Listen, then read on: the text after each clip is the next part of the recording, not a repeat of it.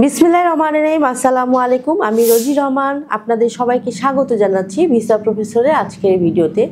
আশা করছি সকলে ভালো আছেন, সুস্থ আছেন। আমিও ভালো আছি আপনাদের দয়ায়। আজ আমি আপনাদের সাথে কথা বলবো ক্রোয়েশিয়া নিয়ে। আপনাদের মধ্য থেকে যারা ক্রোয়েশিয়া যেতে চান তারা কিভাবে যাবেন, কারা যেতে পারবেন, কি কি কাজ রয়েছে, কি ধরনের বেতন ভাতা পাবেন জানাচ্ছি একটু পরেই, সাথে থাকুন।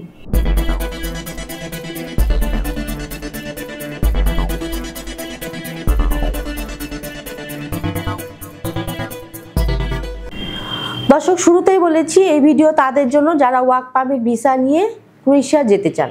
চলুন প্রথমে দেখে আসি কেমন দেশ এই ক্রোয়েশিয়া। ক্রোয়েশিয়া একটি সুন্দর এবং বৈচিত্র্যময় দেশ যা মধ্য এবং দক্ষিণ পূর্ব ইউরোপে অবস্থিত।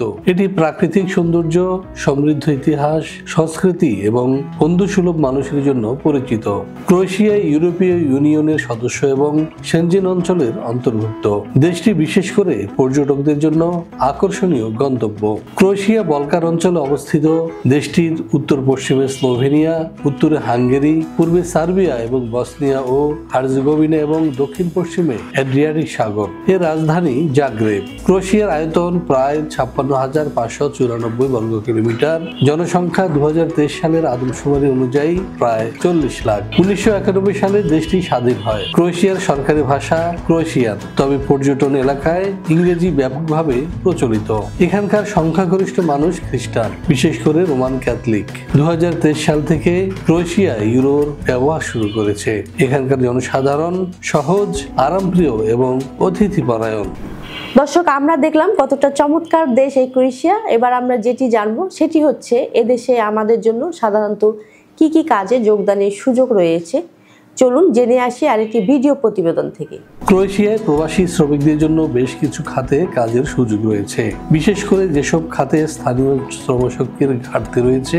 পর্যটন নির্ভর এবং কৃষি প্রধান দেশ হওয়ায় এখানে মৌসুমী কাজ এবং উভয়ই পাওয়া যায়। পর্যটন এবং আতিথেয়তা খাত। ক্রোয়েশিয়ায় আপনি কাজ করতে পারবেন হোটেল স্টাফ, যেমন রিসেপশনিস্ট এবং রুম ক্লিনার হিসেবে। এছাড়াও বিভিন্ন রেস্টুরেন্টের রেস্তোরাঁর ওয়েটার, বারটেন্ডার বা কিচেন হেল্পার হিসেবেও কাজ করতে পারবেন। এদেশে পর্যটন মৌসুমে গাইড এবং গ্রাউন্ড স্টাফ হিসেবেও অনেকে কাজ করে থাকেন।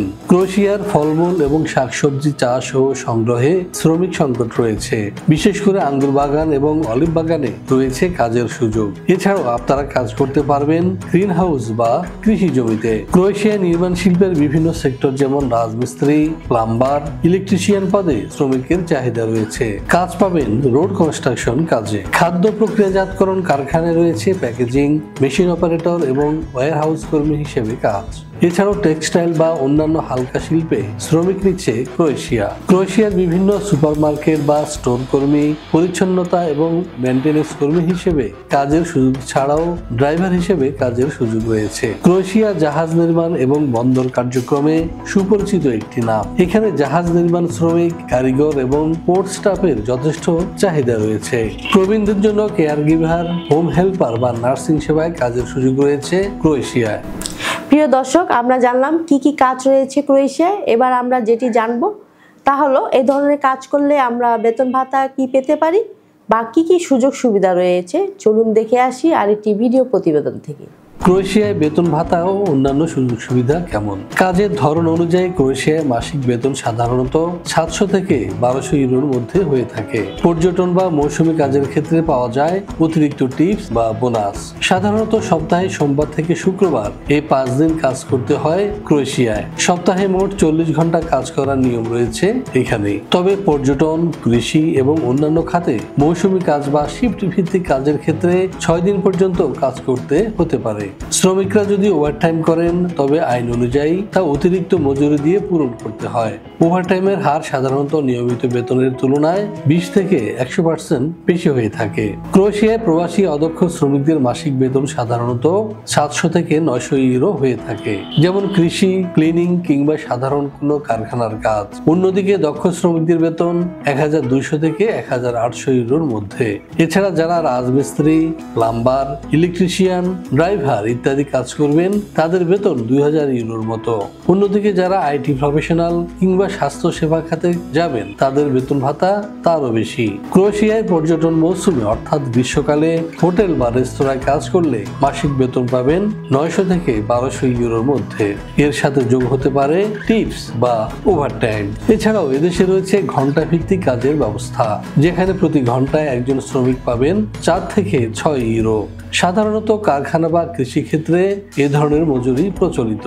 এখানকার বেশিরভাগ কোম্পানি তাদের শ্রমিকদের জন্য বিনামূল্যে আবাসনের ব্যবস্থা করে থাকে। কিছু ক্ষেত্রে কর্মীদের হোস্টেল বা শেয়ার্ড অ্যাপার্টমেন্টে রাখা হয়। নির্মাণ, কৃষি এবং হোটেল খাতে কাজ করলে সাধারণত খাবারের সুবিধা দেওয়া হয়, যেখানে দিনে 1 বা 2 বেলা বিনামূল্যে খাবার প্রদান করা হয়ে থাকে। এছাড়াও যারা ক্রোয়েশিয়ার স্বাস্থ্য খাতে কাজ পাবেন তাদেরকে সংশ্লিষ্ট কোম্পানি স্বাস্থ্য বীমা প্রদান করে থাকে।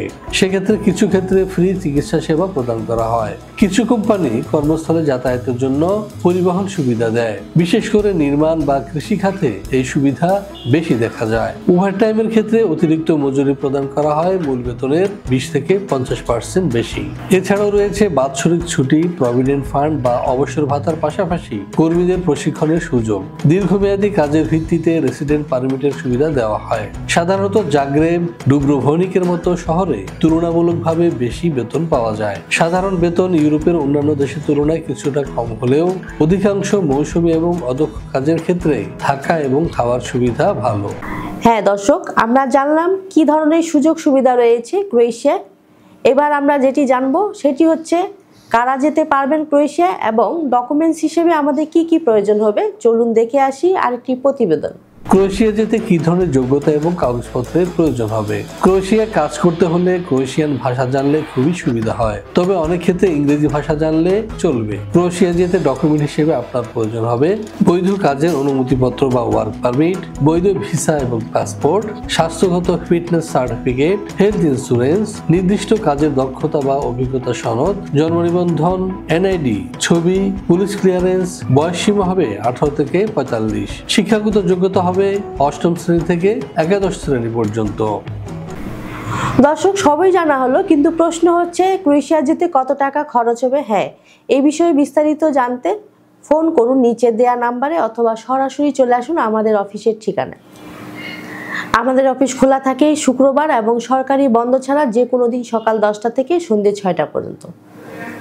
আমাদের অফিসের ঠিকানা মেরুলবাড্ডা ডিআইটি প্রজেক্ট 5 নম্বর ও 67 নাম্বার হাউস। আশা করছি আপনারা মোটামুটি সব তথ্য পেয়ে গেছেন। এবার আমার বিদায়ের পালা। তার আগে বলবো অবশ্যই আমাদের চ্যানেলটি সাবস্ক্রাইব করে সাথে থাকুন, কারণ আমরা সবসময় চেষ্টা করি নিত্য নতুন দেশে কাজের সুযোগ নিয়ে আপনাদের জানাতে। আর হ্যাঁ, আপনারা সকলেই ফোন করুন সকাল 10টা থেকে সন্ধ্যে 6টার মধ্যে। আশা করছি আপনার ফোন কলটি মিস হবে না এবং আমরা সঠিক তথ্য দেওয়ার চেষ্টা করব। সকলে ভালো থাকবেন, সুস্থ থাকবেন। আবারও দেখা হবে নেক্সট ভিডিওতে। আল্লাহ হাফেজ।